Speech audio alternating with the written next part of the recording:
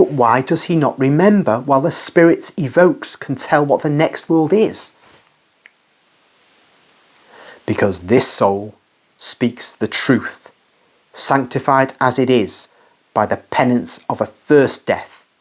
Instead, what is spoken by the lips of necromancers is not the truth.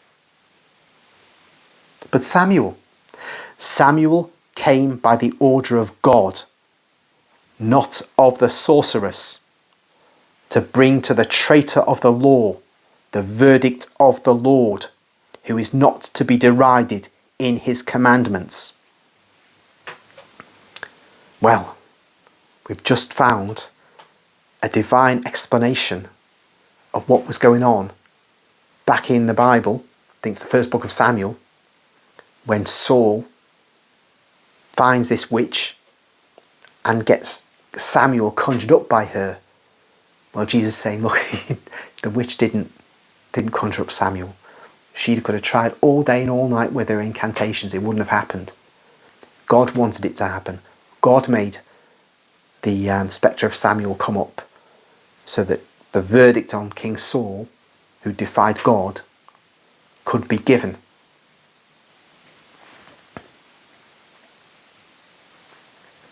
The Pharisee continues. Then why do your disciples do it?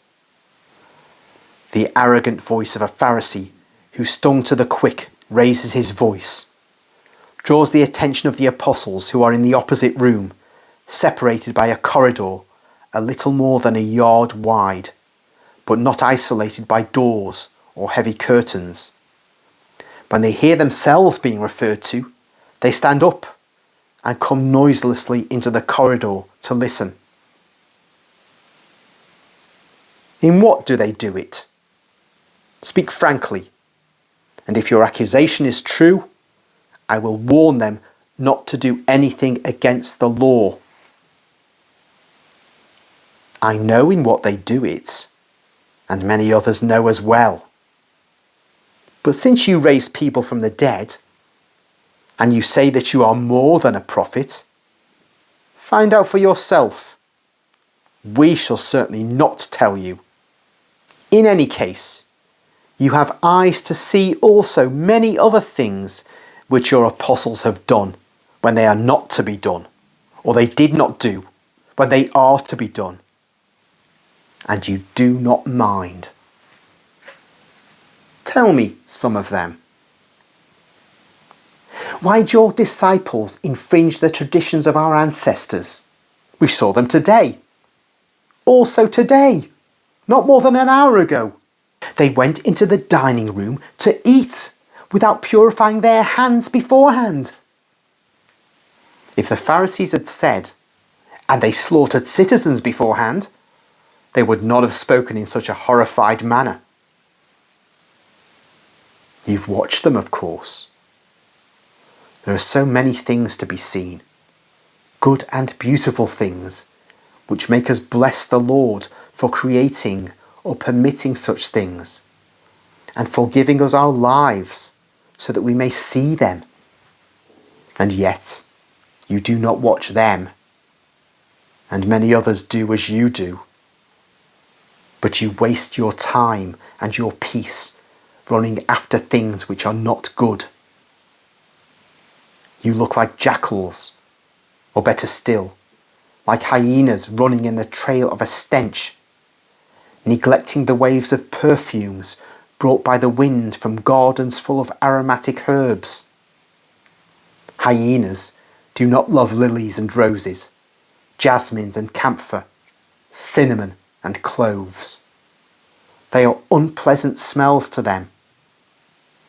But the stench of a decomposing corpse in the bottom of a ravine, or on a cart road, or buried under bramble where a murderer threw it, or washed ashore by stormy waves, swollen, violaceous, burst, horrible. Oh, that is a delightful smell for hyenas. And as the evening wind condenses and carries all the smells which the sun has distilled from the things it has warmed, They sniff at it to smell that vague, inviting scent.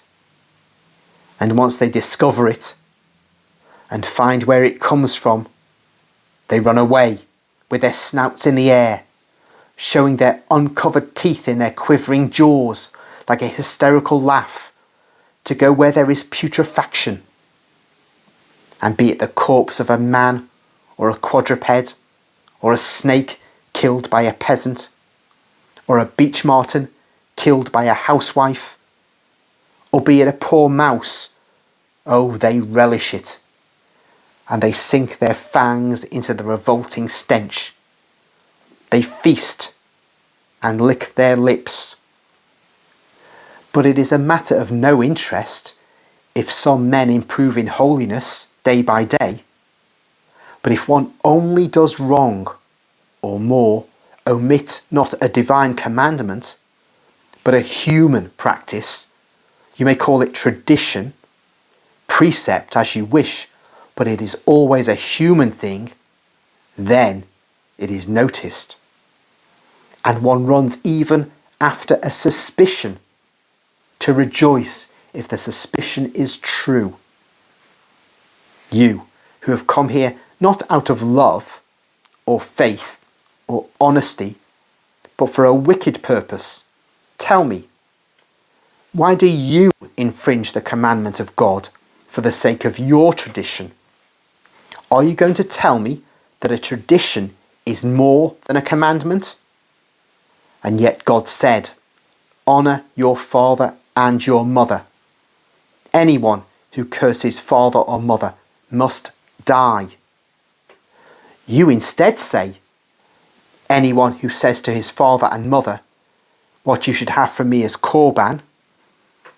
And a footnote in this book says, korban, offering to God, especially one made in fulfillment of a vow.